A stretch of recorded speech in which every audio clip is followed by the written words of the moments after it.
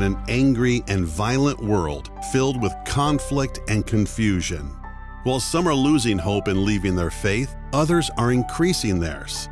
Welcome to My Faith Story, where you'll learn how many are finding peace and joy through their faith even during the storms of life.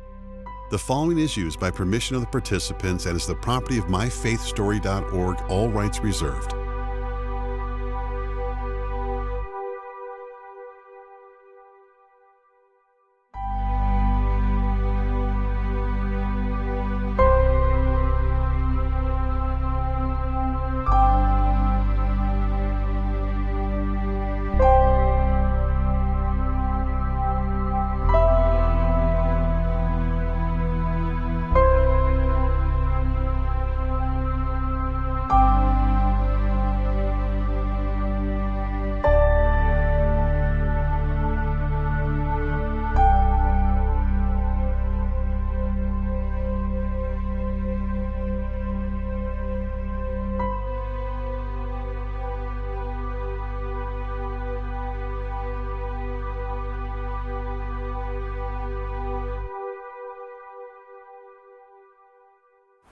My name is Hakizimana Daddy Paul. Hakizimana, which means God heal. Daddy, which like a father to the other children that have been together.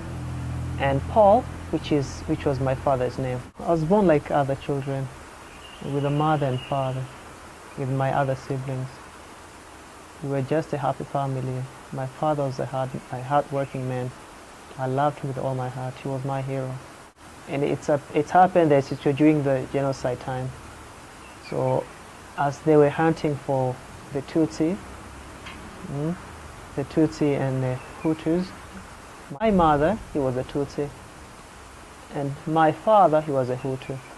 And during the trigger of genocide which came to happen, and I was a little boy, and my father and my mother, all of them were slaughtered. They were killed. And after they were killed, I was the only little children that will remain, and my other sisters, all of them. My sister and my another brother, all of them were also as well killed. Sometimes people came to the house, and then they found that they were just dead bodies, and I was the little kid. And by that time, I was taken to the orphanage when I was small. I couldn't believe that this could be possible. I knew when I was 6 years old, I knew that I was alone.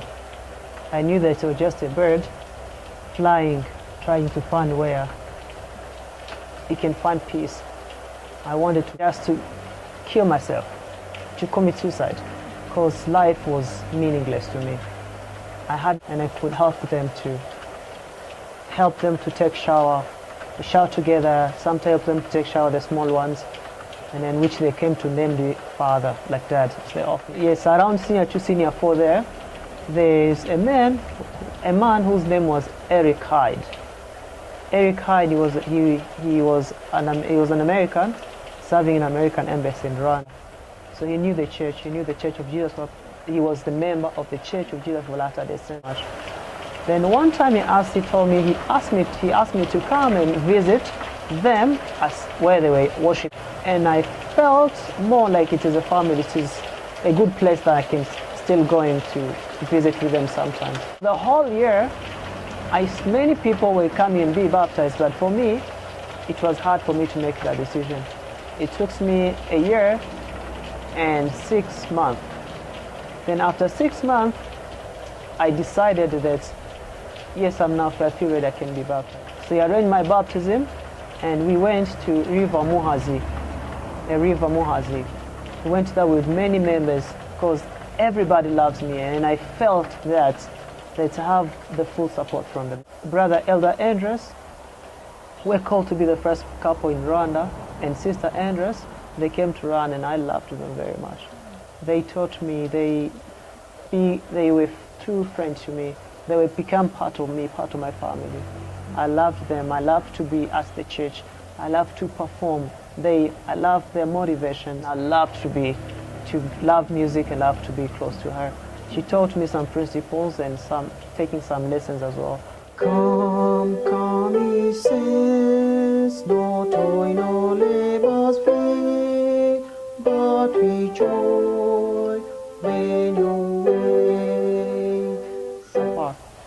from Kenya, President Opa asked me the same question. Are you preparing for your mission? I said, President, no, how? How can I prepare myself to go for that? He said, you can prepare. You have all the energy, you have all the power, you have the testimony. Big letter to my sponsors in America. And I asked them and I told them about my decision to go to serve a mission. And I was already in school already. I was already at university, finished my first trimester. They wrote to me back in 2 sentences, and they said, remember the consequences. And after this, there will be no chance for us to help you anymore. I went back home, I prayed about it, and the answer to me was that warm feeling in my heart. And indeed, I felt that I have something to do. There is something I have to do that's going to bring happiness to other people. And now, I'm in Uganda, I'm serving my mission. I'm very happy. I'm happy for the service that I'm giving to the people. And I'm happy for everything that the Lord has done to me. And I'm happy for the sacred service and all the opportunity that the Lord has given me at this time for the temples. Good for my family, for my parents, on the other side of the bay. And I know that the Lord is watching them. I know that I was left to tell the story. I was left to do some service for them. Surprisingly, whenever I go on my emailing every Monday, I find some. He emailed, I find some. Even 2 other people had emailed me, or 3 other people had emailed me. That makes me a sense of belonging. Proudly be the Father's mercy, from His love to save more. Up to us He gave Thy keeping of the lights along the shore. Let the lower lights be burning, since they gleam across the wave. Some poor fainting, struggling seamen, you may rescue, you may save. Trim your feeble up, my brother.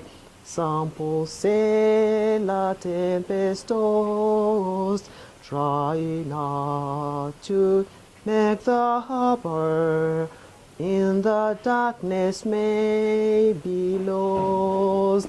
Let the lower lights be burning, since they gleam across the wave. Some poor fainting, struggling seamen, you may rescue, you may save. You may rescue, you may save. You may rescue, you may save. I'm so grateful. I'm very, very, very grateful for everything the Lord has given to me.